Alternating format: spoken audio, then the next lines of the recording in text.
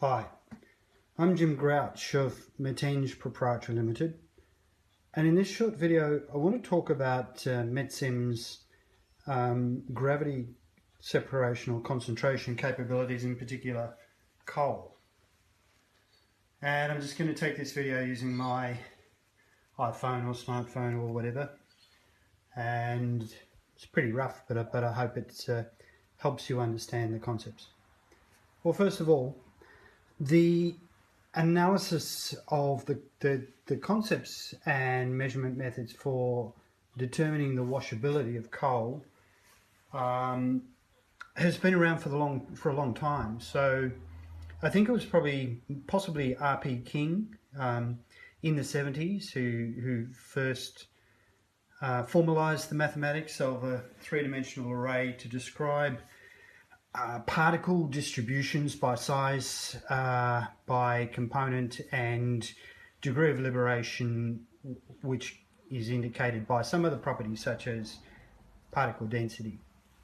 And METSIM's had this capability for beneficiation and coal preparation for some decades, and I know that other simulators have some capabilities, and other centres of research and councils and centres of self-proclaimed excellence will be working on similar things.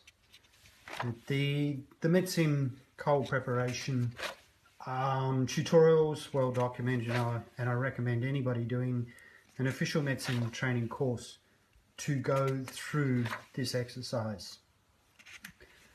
So basically, METSIM includes complete multi-component and three-dimensional arrays for particle systems, including coal washing, where the washability of various coals are characterised as using a sink float test analysis. And I can't find my copy of R.P. King, but otherwise I would put it in the video as well, as R.P. King's explanation and diagrams, etc. are very good, although R.P. King's work, he uses a conventional mathematical notation, and personally I think his work would be a lot better understood, particularly for METSIM users, if he had adopted APL.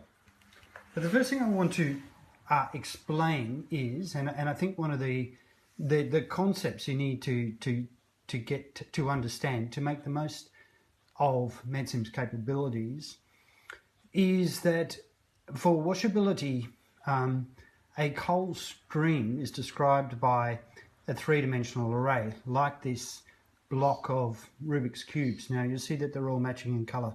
I wouldn't dare twist them, because I know I'd never be able to solve the Rubik cube if I made more than 2 or 3 moves to mess it up. But what I want you to concentrate on here is this is an array of 6 SG ranges, 3 organic components, and 6 size fractions. And because APL is such a powerful and extremely elegant, simple to use language for manipulating arrays, it's very, very easy to define this sort of data structure for streams and to process the material in each of the cells of this three-dimensional array in METSIM. So this block that I'm holding, first of all, I would have preferred this if I could have bought 2 more Rubik's Cube, but I couldn't find any today. But that would have emphasised the point that in this case, it appears as if I have got the same number of SG ranges as size ranges, and that's not important. You can have any number of SG ranges, size ranges, or organic components. So that's what it is in real life. Each one of these blocks, once your model is set with the number of organic components, the size fractions you want modelled, and the SG ranges, that is the basic unit. So when you set up the model, that's what you specify. It can be changed later, but that's the fundamental property of a model at any time. And then the WAS array in METSIM is four-dimensional. Now this is a three-dimensional object, and if I had many of them and lined them up with a gap in between, then it would be a four-dimensional object, where the object is a collection of other objects. And that's how APL works. And that's how array maths for mineral systems works. So this may represent a stream.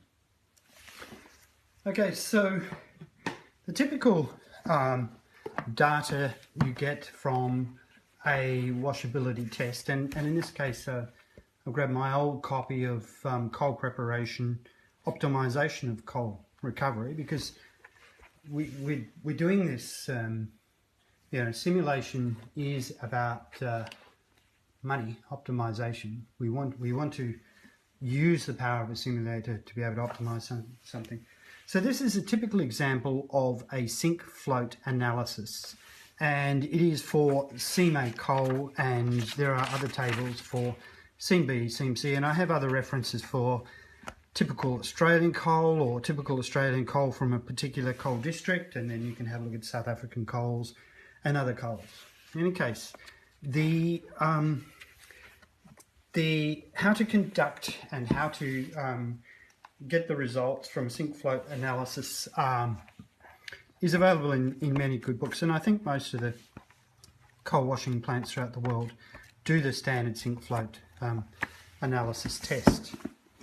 So METSIM is set up to input the standard data from the sink float analysis by first defining the size ranges and the SG ranges, and then by inputting the results from the sink float analysis. And then when you build a model with the flow sheet that suits your operation and solve, METSIM then generates a number of standard reports and gives washability analysis and provides 3D graphs and washability curves, etc.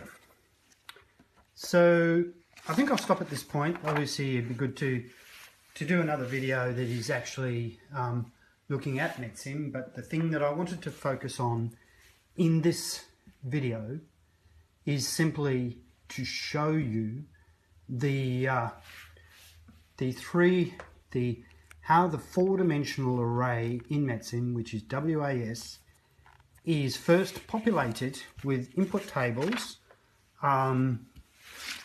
for inputting the data obtained from the washability analysis, or the multi-range SG sink float test data, and then the data is used in METSIM in this a three-dimensional array for each stream, which consists of columns for the organic components, rows for the individual, for the SG ranges, then you could say pages, I guess, or sheets in an Excel sort of a thinking for each of the size fractions, and then repetitions of this three-dimensional array for each of the streams which contains solids organics. In other words, a four-dimensional array describing this description of the particle system. So thanks for your time. I hope that was useful.